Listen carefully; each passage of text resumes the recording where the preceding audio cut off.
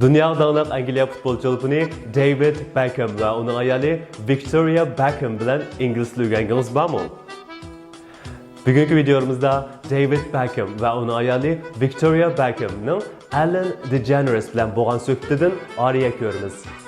Birinciden tipik Amerika telaffuzdaki İngiliz tili ve küçlük Angliya telaffuzining silishtirmasini görürüz. İkinciden bu paranlarda işletilgen köpüncü cümleler intayin addi cümleler, köpüncüsü ötken zaman addi cümle şekilleri buldu.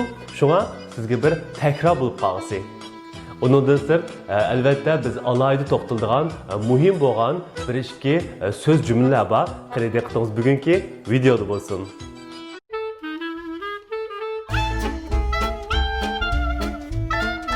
Salam dostlar, welcome to English with Erkin YouTube channel. I'm Erkin. Victoria Beckham bo'lsa Angliyalik asli bir usulchi. 1994 yildan 2000 yilgacha Angliyadagi intayin nom chiqargan Spice Girls nomidagi bir guruhining naqshchisi bo'lgan. Bu guruhining 1996 yil chiqargan Wanna Be degan bu naqsha tarqalish bilan butun dunyoda 37 davlatda birinchi nomerlik naqshi bo'lib mangan. Ve şu 1996 yılının o'zida 31 milyondan artıq setilgan. Onundan keyingi ikinci plastikisi 85 milyondan artıq setilib, şu zamandaki eng dang chiqargan qizlar guruhi bo'lib qolgan. Bu naqsha ilmi esingizda bormi?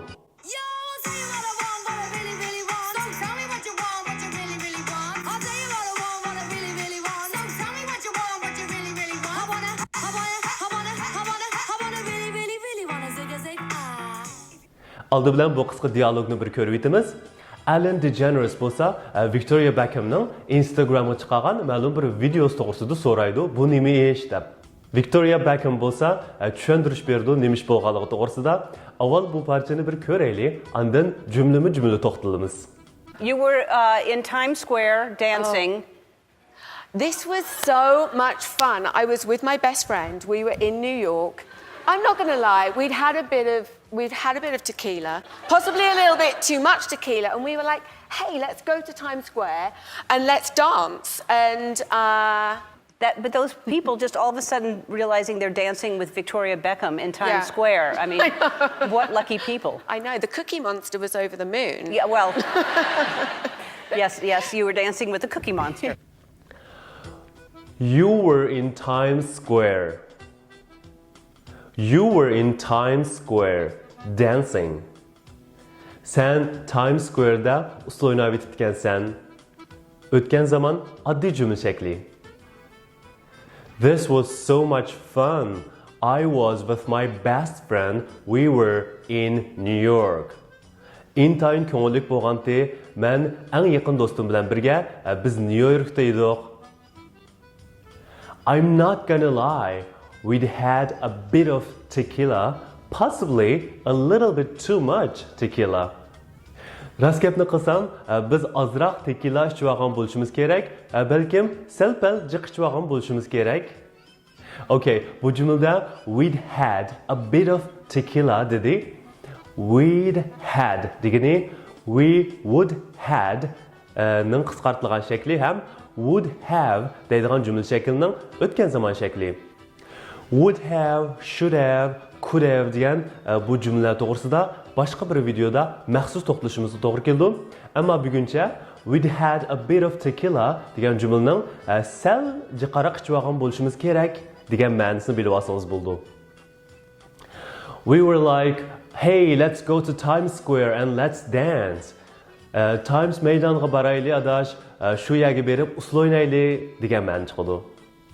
Cümle biçideki we were like degan bu ifodalash shakli xuddi I was like degan ifodalash shakliga o'xshash. Cho'qim so'z tarjima qilishingizning hojati yo'q, chunki undaq tarjima qilib bo'lmaydi, ma'nosi chiqmaydi. Keyingi jumlamizga qaraylik. But those people all of the sudden realizing they're dancing with Victoria Beckham in Times Square. I mean, what a lucky people. All of the sudden tuyuqsiz realize his qilish, bayqash, tunib yetish degan ma'noda. Bu so'zning talaffuziga alohida diqqat qilamiz. Bu so'z 3 bo'g'imliq so'z, so'zning urg'usi birinchi bo'g'imda. Birinchi, ikkinchi bo'g'imning talaffuzda avval og'zingiz yumaloq shaklda bo'ldi. Andin ikki tarafga kulgan shaklda ichildi. Tilingiz og'iz bo'shlig'ida erkin turdi, tishqa yoki hech qanday yoki tegmaydi. Uchinchi bo'g'imga kelganda tilingiz ikki yurish tishqa tirildi va yal berish orqali ovoz chiqarildi. Masalan, realize, realize, realize. Davomini qaraylik. I know the Cookie Monster was over the moon.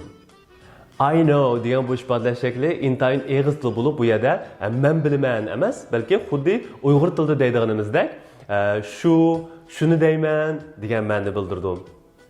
Cookie Monster degani balla programmasidagi bir personajning ismi.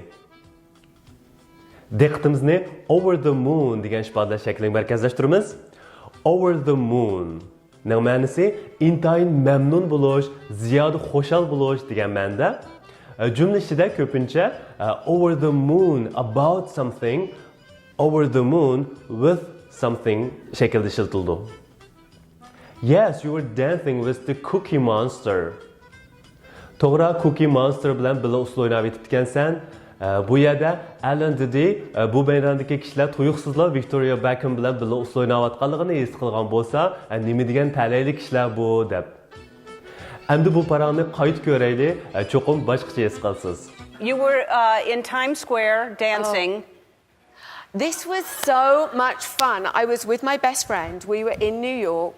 I'm not going to lie, we'd had a bit of tequila, possibly a little bit too much tequila, and we were like, hey, let's go to Times Square and let's dance. And But those people just all of a sudden realizing they're dancing with Victoria Beckham in Times Square. I mean, what lucky people. I know, the Cookie Monster was over the moon. Yeah, well, yes, you were dancing with the Cookie Monster.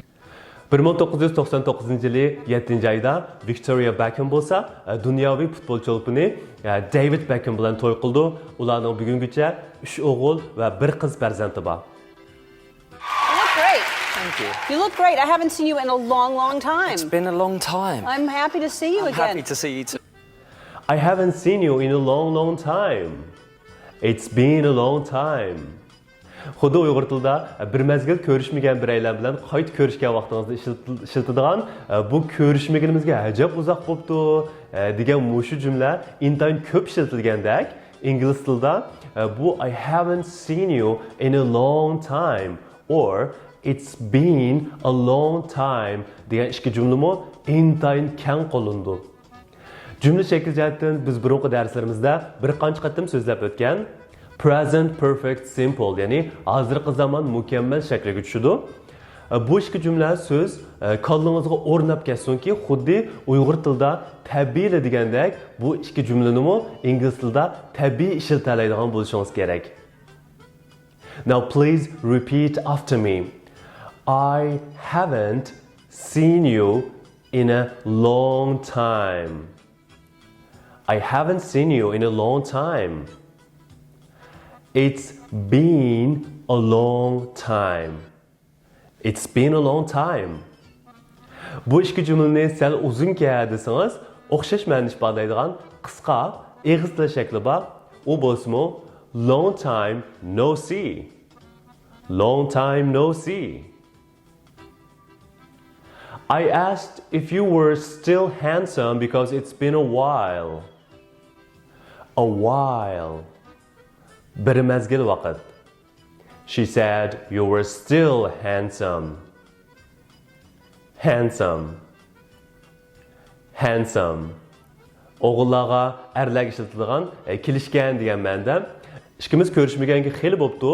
Shunga o'tgan qatam ayolning programmaga kelganda, seni yana shu burunqidek kelishganmi deb so'rsam, ha shu yil ham kelishgan dedi deganda, David Beckham qanday javob qaytardi? She's biased. Biased. Ikki bo'g'imliq so'z. Nima degan gap deganda, o'zining shaxsiy ko'z qarashi tufaylidan bir taraflamalik qilish, o'zining idisini yoqlash deganlik. Bu so'z tuvandagi ikki xil ahvolda bakrak ishlatildi. Birinchidan, gazet jurnal, radio, televiziya qatorliq axborot organlari xabar berganda, haqiqiy chin peti emas, o'zlarining organining ideyasi bo'yicha xabar, doklad bergan bo'lsa, mush so'z ishlatildi. Masalan, the newspapers gave a very biased report of the meeting. Jurnallar yig'in to'g'risida o'zlarining ideyasi bo'yicha xabar chiqadi, doklad berdi degan ma'noda. Ikkinchi xil ahvol bo'lsa, o'zi yaxshi ko'rgan kishilarning ta'rifini qilish, mayli to'g'ri ish qilsin, xato ish qilsin, hamon ularni yoqlash, qog'i balam, oppoq, kirpi balam, yumshoq degandek ish qilish degan ma'noda bo'ldi. Masalan, David Beckham ishlatgan bu jumla, she's just being biased. Mening ayolim bo'lg'achqa, menga chapon yepiyotidi, meni yoqlayotidi degan ma'noda. Endi deyishingiz mumkin, David Beckham donglik futbol cho'lpini bo'lib qolmasdan, intayin kelishgan degan nom bor. Shu sabab nurg'un kinolarga, jurnallarning rasmlariga alohida chiqarildi va nurg'un markalar intayin qimmat baho to'lash orqali o'z mahsulotlarining obraz vakili qildi. Shundoq hamma kishi e'tirof qilgan, kelishgan degan nomi bor tursa, bu yerda nimishqa maqtag'iningizga rahmat deblam gapni tugatmay, ayollar menga chapon yepiyotidi deydi. Buni biz ingliz tilida self-deprecation deb ataymiz. Bu bir xarakter alaydilik. Self-deprecation deganimiz the quality of trying to make yourself, your ability or your achievement seem less important. Kishilarning xarakter alaydiligi bir ortiqchilik bo'lib, boshqalar sizning ta'rifingizni qilganda tuzut qilish orqali o'zingizda bor bo'lgan iqtidor yoki yaratgan natijalaringizni sal tuvanlatish, kichik fe'lroq bo'lish degan ma'noda.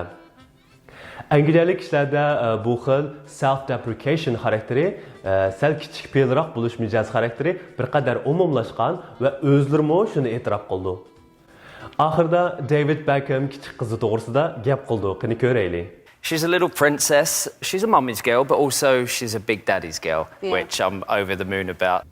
She's a princess. She's a mommy's girl, but also she's a big daddy's girl, which I'm over the moon about. Qizim oilada bir kichik malika, qizim opasining qizi, ammo qizim ba'zida ham haqiqatan dadisining qizi, meni ziyoda xush qildigan yeri shu degan ma'noda. Bu yerda he's a mommy's boy, she's a daddy's girl degan bu xil ifodalash shakli bo'lsa, xuddi Uyg'ur tilidagi u opasining o'g'li yoki u dadisining qizi degan ifodalash shakliga o'xshaydi. Gapining oxirida David Beckham deydi, she's also a big daddy's girl which I'm over the moon about. Boya biz ko'rgan, ayol ishlatgan over the moon degan ifodalash shaklini bu yerda David Beckham ham ishlatdi. Ayol ikkilisi bu ifodalash shakliga umroq o'xshaydi. Bu ifodalash shaklini cho'qim asli yaxshi tutib olaylik. She's a little princess. She's a mummy's girl, but also she's a big daddy's girl, which I'm over the moon about. Xo'sh do'stlar, bugungi darsimizning mazmuni mushagicha bo'ldi. Bu videoni tarqatib qo'yishni unutmang, bahirlab qo'yishni unutmang. Bu kanalga obuna bo'lmagan bo'lsangiz, obuna bo'lishni unutmang. Bu kanal butunlay haqsiz. Kelar hafta ko'rishaylik. Xayr xo'sh.